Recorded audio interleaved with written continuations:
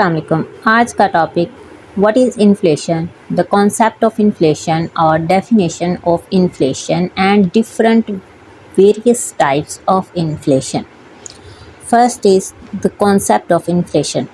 Inflation means a continuous rises in the general price level of goods and services in an economy over a period of time. Basically inflation क्या होता है, एक मुल्क में, एक economy में in a specific period of time जब लगातार कीमतें बढ़ रही होती हैं तो हम उस सिचुएशन को बोलते हैं इन्फ्लेशन की सूरत हाल है इकॉनमी में। जब लगातार कीमतें बढ़ रही हों in a specific period of time तो उसको हम बोलते हैं इन्फ्लेशन। इन शॉर्ट, लगातार कीमतों का बढ़ना is called inflation in a specific period of time, ठीक है, जो कि मोस्टली एक साल का टाइम पीरियड लिया जाता है। कहा जाता है कि in a specific period of time, जो कि इकोनॉमिक सर्वे में या इकोनॉमिक्स स्टडी में मोस्टली एक साल का टाइम पीरियड लिया जाता है, और कहा जाता है कि in a specific period of time continuous rise in price level is called inflation. लगातार कीमतों में इजाफा is called inflation. When inflation occurs, the value of money falls. जैसे ही इन्फ्लेशन इकोनॉमी में आता है, इन्फ्लेशन की जब सूरत हाल हो तो पैसे की जो कद्र कीमत है वो कम हो जाती है। अब एग्ज़ाम्पल क्या है कि प्रीवियस ईयर की बात की गई है कि पिछले साल पर केजी शुगर 100 रुपीज़ थी, ठीक है, उसकी प्राइस, और अब जो है इस करंट ईयर में अगर 120 रुपीज़ है इसकी कॉस्ट, तो इसका मतलब है कि इकोनॉमी में इन्फ्लेशन अकर्ड है। वेरियस टाइप्स ऑफ इन्फ्लेशन और विद एग्ज़ाम्पल डिस्कस करेंगे और इसको समझते हैं। पहला फर्स्ट जो टाइप है इन्फ्लेशन की, most important demand pull inflation, जैसे कि नाम से ही ज़ाहिर हो रहा है, डिमांड पुल इन्फ्लेशन।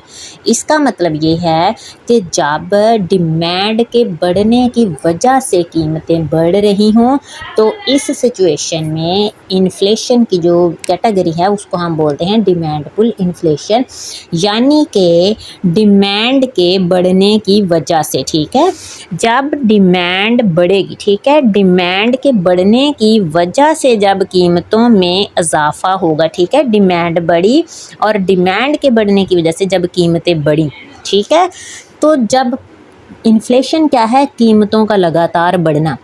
लेकिन टाइप्स में जब हम बात करते हैं तो डिमांड के बढ़ने की वजह से जब कीमतें बढ़ रही हों तो हम उसको बोलते हैं डिमांड पुल इन्फ्लेशन, ठीक हो गया। जैसे कि demand pull inflation occurs when demand for goods and services is higher than supply, ठीक है।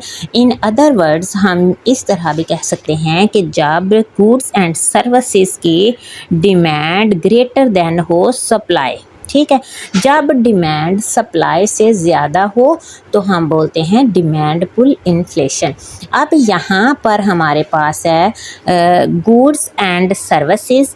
गुड्स एंड सर्विसेज का मतलब क्या है? गुड्स एंड सर्विसेज, गुड्स का मतलब है इन इकोनॉमिक्स लैंग्वेज कमोडिटी, जिसको हम उर्दू लैंग्वेज में बोलते हैं चीज़ें, ठीक हो गया। और सर्विसेज का मतलब है सहूलतें जो कि प्रोवाइडेड होती हैं बाय ह्यूमन रिसोर्सेज, जैसे कि पायलट, इंजीनियर, डॉक्टर्स, टीचर्स वगैरह, जो कि इंसान सहूलतें प्रोवाइड करते हैं, उनको हम बोलते हैं इन इकोनॉमिक लैंग्वेज सर्विसेज। और अदर जो गुड्स हैं, चीज़ें जो हैं, उनको हम इकोनॉमिक लैंग्वेज में कमोडिटी और गुड्स कहते हैं, ठीक हो गया। तो जैसे ही डिमांड गुड्स की एंड सर्विसेज की ग्रेटर देन हो सप्लाई से, तो इस सिचुएशन को हम, इस कंडीशन को बोलते हैं demand pull inflation.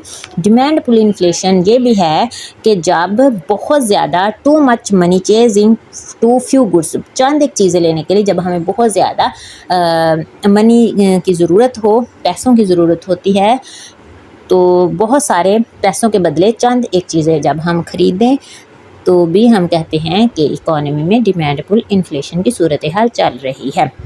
Demand pull inflation example during Eid और फेस्टिव, अगर कोई फेस्टिवल्स चल रहे हैं या ईद का सीज़न है, ईद है या फेस्टिवल्स हैं, तो कोई आम सी बात है कि इन दिनों में जो खाने पीने की चीज़ें हैं, जो फूड्स हैं, कपड़े हैं, उनकी डिमांड बढ़ जाती है। ठीक है, तो जब डिमांड इनकी बढ़ती है तो उसकी वजह से इनकी प्राइसेस ज़्यादा हो जाती हैं। ठीक है, most important and the second type of inflation is cost push inflation.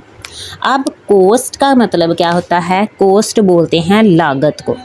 ठीक है, लागत को बोलते हैं कोस्ट, यानी कि दूसरे लफ्ज़ों में हम कह सकते हैं कि कोस्ट खर्चे को भी बोलते हैं। ठीक है, यानी कि एक प्रोडक्शन प्रोसेस में ज़ीरो से लेके लास्ट तक फाइनल शक्ल में जब तक एक चीज़ तैयार ना हो जाए बन के, उस पर जो एक्सपेंसेस, जो खर्चा आता है, उसको हम बोलते हैं कोस्ट।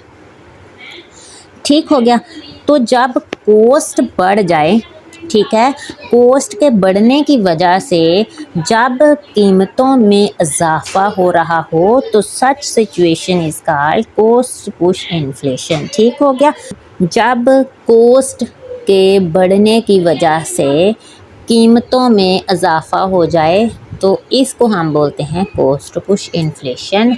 और इन सिंपल इन्फ्लेशन क्या है? लगातार कीमतों का बढ़ना। Third type of inflation built in inflation, और बिल्ट इन इन्फ्लेशन को वेज प्राइस स्प्रिल भी कहा जाता है। वर्कर्स डिमांड हाई वेजेस, जब वर्कर्स डिमांड करते हैं कि उनकी उजरतों को बढ़ाया जाए। ठीक है, तो फर्म्स और इंडस्ट्री क्या करती है कि वो अपनी जो प्राइसेस है प्रोडक्शन की, जो अपनी चीज़ें हैं, उनकी प्राइस को बढ़ा देती है। ठीक है, तो इस सिचुएशन में जब कीमतों में इजाफा होगा तो उसको हम बोलते हैं बिल्ड इन इन्फ्लेशन। ठीक हो गया, अगर हम इसकी एग्जांपल की बात करें तो अगर एक टीचर है वो डिमांड कर रहा है, टीचर्स हैं वो हायर सैलरी की डिमांड कर रहे हैं इन स्कूल में इंक्रीज ट्यूशन फीस, तो स्कूल का जो ऑनर है वो क्या करेगा कि ट्यूशन फीस को बढ़ा देगा, विच एड्स टू इन्फ्लेशन, जो कि इन्फ्लेशन में ऐड होगा। Fourth type creeping inflation, mild inflation भी इसको कहा जाता है। और क्रीपिंग का मतलब है, क्रीपिंग इन्फ्लेशन यानी कि रेंगती हुई महंगाई। Prices rise slowly and steadily 1 to 5% annually. अब क्रीपिंग इन्फ्लेशन को रेंगती हुई महंगाई भी कहा जाता है। और जब सिचुएशन या सूरत हाल इकोनॉमी में इस तरह की हो कि कीमतों में इजाफा तो हो रहा है लेकिन बहुत आहिस्ता आहिस्ता हो रहा है और 1 से 5% के दरमियान कीमतों में इजाफा हुआ है 1 साल के अंदर। ठीक है, तो ऐसी सूरत हाल को हम बोलते हैं क्रीपिंग या फिर रेंगती हुई महंगाई। अगर इसकी एग्जांपल की बात करें, इफ़ मिल्क प्राइस, एक साल में दूध की जो कीमत है वो बढ़ी है 100 से 103 रुपये हो गई हैं, यानी कि पूरे साल में सिर्फ 3 रुपए का इजाफा हुआ है। तो इस तरह की जो इंक्रीज़ आता है प्राइस लेवल में उसको हम काउंट करते हैं क्रीपिंग, मिल्ड इन्फ्लेशन या फिर रेंगती हुई महंगाई। 5वें नंबर पर हमारे पास जो टाइप है इन्फ्लेशन की, उसको बोलते हैं वॉकिंग इन्फ्लेशन, और सेकंड नेम है वॉकिंग इन्फ्लेशन का मॉडरेट इन्फ्लेशन, और वॉकिंग इन्फ्लेशन को बोलते हैं चलती हुई महंगाई। प्राइसेस राइज मॉडरेटली, जब कीमतों में 1 साल के अरसे के दौरान 1 साल में कीमतों में सिर्फ इजाफा हो रहा हो 5 से 10% के दरमियान। ठीक हो गया, तो इसको हम बोलते हैं वॉकिंग इन्फ्लेशन या फिर चलती हुई महंगाई। इसकी एग्जांपल क्या है? If bread price is increase from, अगर 50 की बजाय 55 रुपीज़ 1 साल के अंदर ब्रेड की कीमत में इजाफा हुआ है 1 साल में, तो इसको हम बोलते हैं वॉकिंग या फिर चलती हुई महंगाई। Another type of inflation is galloping inflation, और गैलोपिंग इन्फ्लेशन एंड इस second name is running inflation. ठीक है, गैलोपिंग इन्फ्लेशन जैसे कि क्रीपिंग इन्फ्लेशन है, रेंगती हुई महंगाई, और वॉकिंग इन्फ्लेशन चलती हुई महंगाई। अब है गैलोपिंग इन्फ्लेशन या फिर रनिंग इन्फ्लेशन, इसको हम बोलते हैं भागती हुई या फिर दौड़ती हुई महंगाई भी बोला जाता है। गैलोपिंग इन्फ्लेशन का सेकंड नेम है भागती हुई महंगाई। प्राइस राइसेस रैपिड, जब लगातार कीमतों में तेज़ी से इजाफा हो रहा हो और 10 से 20% के दरमियान या फिर उससे भी ज़्यादा एक साल के दौरान कीमतों में इजाफा हो रहा हो, such a situation is a type of galloping inflation. तो इस तरह की गैलोपिंग इन्फ्लेशन का सेकंड नेम जो है, इसको भागती हुई या दौड़ती हुई महंगाई भी कहा जाता है।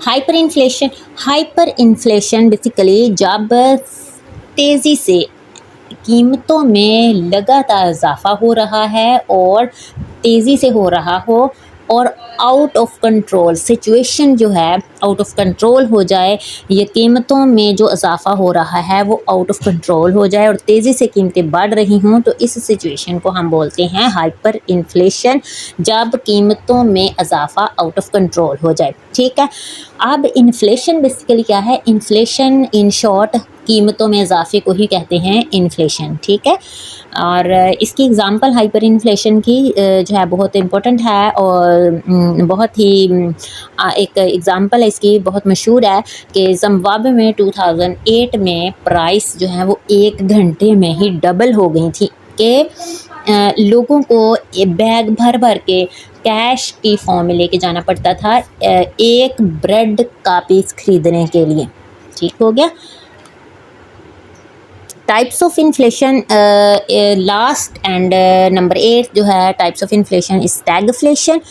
स्टैगफ्लेशन भी इन्फ्लेशन की ही एक टाइप है, जिस जब सिचुएशन इकोनॉमी में इस तरह की हो कि इन्फ्लेशन और अनएम्प्लॉयमेंट इकट्ठे इकोनॉमी में बढ़ रहे हों और इसके नतीजे में इकोनॉमिक ग्रोथ जो है वो कम होना स्टार्ट हो जाए। ठीक है, अब क्या है कि जब इन्फ्लेशन और अनएम्प्लॉयमेंट जो है लगातार बढ़ रही हों, ठीक है, और इकोनॉमिक ग्रोथ की हम बात करें और वो कम होना स्टार्ट हो जाए। ठीक है, अब मैं एक दफ़ा इसको और क्लियर कर देती हूँ कि सिचुएशन जब इकोनॉमी में सूरत हाल इस तरह की हो कि इन्फ्लेशन और अनएम्प्लॉयमेंट एक साथ बढ़ना शुरू हो जाए।